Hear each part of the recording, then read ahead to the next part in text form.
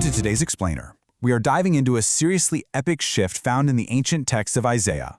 We're going to trace a nation's intense journey, starting from a desperate, total panic where they rely on worldly powers, moving straight through this intense valley of fiery judgment, and finally landing on the absolutely breathtaking promise of divine restoration. It's this incredible narrative arc that takes us from massive human failure all the way to absolute eternal peace. Hello everyone, this is TN Inside. Let's begin by reading today's scripture passage from the book of Isaiah, chapters 30-35.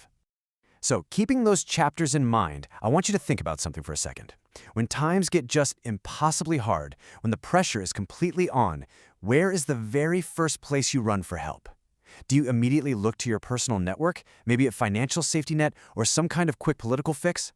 Well, this is exactly the core dilemma that the nation of Judah is facing right at the start of our source material today. They're in a terrifying crisis. They literally have an empire breathing down their necks, and their knee-jerk reaction sets the stage for everything we're about to unpack. Which brings us to our first major section, vain covenants and the limits of Egypt. Let's see what happens. Instead of just waiting for God's guidance, Judah's leaders absolutely panicked. They ran south to the 25th dynasty of Egypt, begging for military backing. They're thinking, we need cavalry, we need chariots. They honestly thought this earthly superpower would be their ultimate safety net. But man, history gives us a harsh reality check right here. During this specific historical window, the 25th dynasty was incredibly weak. I mean, so fragile they couldn't even defend their own borders. So when the Assyrian army eventually attacked Jerusalem, Egypt was absolutely zero help. In fact, Egypt itself got completely humiliated by Assyria. Judah literally bet all their chips on a totally empty promise. And this is brilliantly illustrated by how God actually viewed the situation. Through the prophet Isaiah, he uses this stunning, almost sarcastic metaphor, calling Egypt Rahab. Now, in ancient Near Eastern poetry, Rahab was this terrifying mythological sea monster. It represented pure chaos and immense destructive power. But God totally mocks this image. He calls Egypt a Rahab that sits still. Think about that. This once great, terrifying monster is completely powerless, reduced to this lazy, do-nothing state. It's a pretty stark reminder of how useless it is to rely on worldly forces that look super intimidating on the outside, but have zero actual power to save you. And because the people of Judah just refused to listen, they actually went so far as to tell the prophets to stop preaching hard truths and only give them comfortable, easy lies. God issues a really severe warning. The crucial point here is the massive consequence of that misplaced trust. He tells them their reliance on these worldly powers is going to lead to a sudden, catastrophic collapse. It'll be like a potter's clay vessel violently smashed into so many tiny pieces that you couldn't even find a fragment large enough to scoop water from a puddle or to pick up a hot coal from the fire. We are talking about complete, unsparing destruction. The source text draws this totally fascinating contrast here between disobedience and obedience, and it actually maps right back to earlier biblical laws. Because of their disobedience, Isaiah echoes Deuteronomy 32, warning that 1,000 people will flee in sheer absolute terror at the threat of just one single enemy. But then, contrast that with the promise of obedience found back in Leviticus 26. If they had simply trusted God, just 5 Israelites could confidently chase away 100 enemies. It's an incredible comparison, right? It shows exactly how God multiplies the strength of those who wait on Him versus the absolute, chaotic panic of those who rely entirely on themselves. But the narrative doesn't just stay focused purely on Judah's failure. Let's transition into our next section and look at the inevitable, heavy judgment awaiting their oppressors, specifically Assyria and Edom. So think about the timeline of the Assyrian Empire. Before 701 BC, they were basically a wild, rampaging beast, just trampling nations left and right.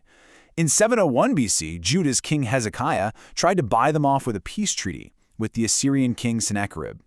Well, that treaty collapsed almost immediately, leaving Hezekiah weeping in total despair. But here is the key takeaway we need to understand. God was never out of control. The text notes that God controls nations as easily as a skilled rider controls a horse with a bit and bridle. God temporarily used Assyria as a tool, but because of their own cruel arrogance, their doom was totally sealed. By 609 BC, this massive, terrifying empire was utterly wiped off the map by Babylon. Isaiah uses a horrifyingly specific image to describe Assyria's fate. He calls it Topheth. Topheth was located right in the Hinnom Valley just outside Jerusalem's walls. Historically, it was literally the city's garbage dump. But even worse than that, it had this dark, idolatrous history as the place where altars to the false god Molech once stood. The text says the breath of the Lord, like a stream of burning sulfur, will set this massive pyre ablaze for the Assyrian king. This smoldering ruin perfectly represents the fiery end prepared for any arrogant power that exalts itself. And it wasn't just Assyria getting called out. Chapter 34 introduces the judgment of Edom. Geographically, Edom was located just southeast of the Dead Sea. But historically, they were the descendants of Esau, which made them a literal brother nation to Israel. Despite that shared blood tie, they chronically betrayed Israel and maintained this deeply, deeply hostile relationship.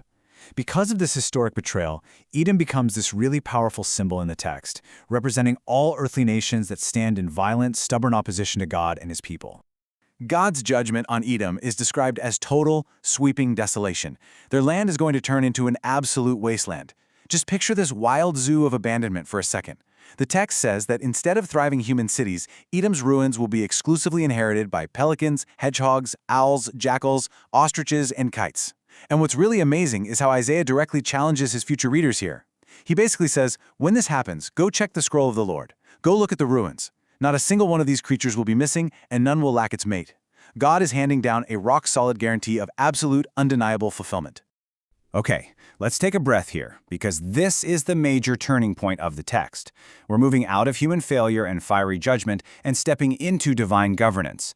Let's look at the promise of a king to rule in righteousness. To truly grasp this, we have to understand how biblical prophecy often works. Scholars often call it a 2D or 3D prophetic vision. Think of it like looking at a mountain range from a distance.